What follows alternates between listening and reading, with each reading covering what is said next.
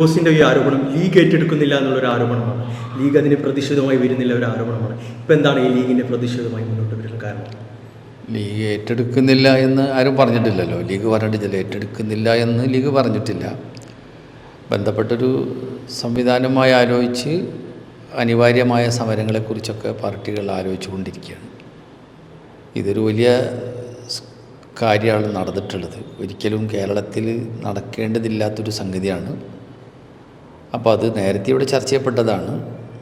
ഇപ്പോൾ അത് വീണ്ടും ചർച്ചയായിട്ടുണ്ട്. എന്തായാലും അതിൻ്റെ അകത്ത് നടന്ന കാര്യം കേരള ഖജനാവിൻ്റെ തന്നെ വലിയ സാമ്പത്തിക പ്രയാസം ഉണ്ടാക്കുന്ന കാര്യമാണ്. നിലവിലുള്ള ഭരണ സംവിധാനത്തിൻ്റെ വ്യവസ്ഥയോട് ചെയ്യാൻ കഴിയാത്തൊരു കാര്യം കൂടിയാണ് നടന്നിട്ടുള്ളത്. ആ കാര്യത്തിൽ തർക്കം ഉണ്ടാവില്ല എന്നാണ് എല്ലാവർക്കും അറിയാലോ. അപ്പോൾ അതുകൊണ്ട് അതിൻ്റെ കാര്യങ്ങൾ കൂടുതൽ പറയുകയും അതിൽ നിന്ന് സർക്കാരിനെ കൊണ്ട് തന്നെ ഇതിനൊരു പരിഹാരം ഉണ്ടാക്കണമല്ലോ.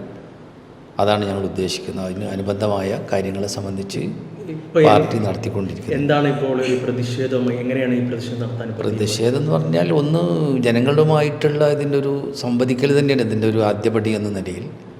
അതുമായി ബന്ധപ്പെട്ട് ഇപ്പോൾ നാളെ ഫിറോസ് എന്നോട് സംസാരിക്കുന്നുണ്ട്.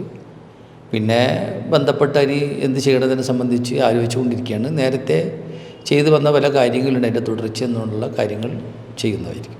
ഇപ്പം പാർട്ടി എന്താണ്, ഇപ്പോൾ ജില്ലാ കമ്മിറ്റി അടക്കം ഈ വിഷയത്തിൽ എന്താണ്? പാർട്ടി തന്നെ ഫിറോസ് സംസ്ഥാന യൂത്ത് ലീഗിൻ്റെ ജനറൽ സെക്രട്ടറി എന്ന് പറയുമ്പോൾ സംസ്ഥാന മുസ്ലിം ലീഗിൻ്റെ ആൾ കൂടിയാണല്ലോ. അപ്പോൾ അതിനകത്ത് പാർട്ടിയുടെ അഭിപ്രായം തന്നെയാണല്ലോ അത്. പാർട്ടി ഒരു കാര്യം ഒരാൾ പറയുമ്പോൾ എല്ലാവരും കൂടി പറയേണ്ട ഒരു കാര്യമില്ലല്ലോ. അപ്പോൾ അത് പഠിച്ച് കുറച്ചും കൂടി ഇതുള്ള കാര്യമായതുകൊണ്ട് പഠിച്ച് പറയണം. അപ്പോൾ അത് ഫിറോസ് പറയുന്നുണ്ട്. ഇപ്പോൾ ഈ ഭൂമിയുമായി ബന്ധപ്പെട്ട് ഇപ്പോൾ തിരൂരിലെ സ്ഥാനാർത്ഥിയായിരുന്ന ഗഫൂർ പി ബിലീസിന് ഭൂമി വാങ്ങി എന്നുള്ളത് കേൾക്കുന്നു. അതേപോലെ തന്നെ മന്ത്രി വി അബ്ദുറഹ്മാൻ്റെ ബന്ധുക്കൾ ഈ ഭൂമി മുമ്പ് വാങ്ങി. അതിപ്പോൾ ഈ കേൾക്കുന്നെന്ന് പറയുന്നതല്ലോ ഒരു നമുക്ക് വിശ്വാസയോഗ്യമായ രീതിയിലുള്ള എല്ലാ സംഗതികളും നമ്മൾ അറിഞ്ഞല്ലോ സർക്കാരുകൾ. ഇതിൻ്റെ അകത്ത് ഒരൊറ്റ കാര്യമുള്ളത്, ഇത്രയും ഒരു വലിയ പാതകം ചെയ്തു എന്നാണ് ജലീൽ സാർ പറയുന്നത്. അങ്ങനെയാണെങ്കിൽ അദ്ദേഹത്തിന് പരമാധികാരമുള്ള, അദ്ദേഹത്തിൻ്റെ ഈ കാര്യത്തിൽ കൂടുതൽ അധികാരമുള്ള സമയത്ത് ഇത് തടയണ്ടേ? അങ്ങനെ തടഞ്ഞിരുന്നുവെങ്കിൽ ഇത് ഉണ്ടാകുമായിരുന്നില്ലല്ലോ. ഇപ്പോൾ കെ.ടി. ജലീൽ ഉന്നയിച്ചൊരു കാര്യം, ഈ തിരൂരിലെയും അതോടൊപ്പം തന്നെ ഈ മലപ്പുറം ജില്ലയിലെയും ലീഗിലെ ഈ പറമ്പ് കച്ചവടക്കാരാണ് ഈ ഒരു ഭൂമി, ആ ഒരു ആരോപണം. അതിലിപ്പോൾ അതെനിക്കറിയില്ല എന്താ കാര്യം എന്നുള്ളത്.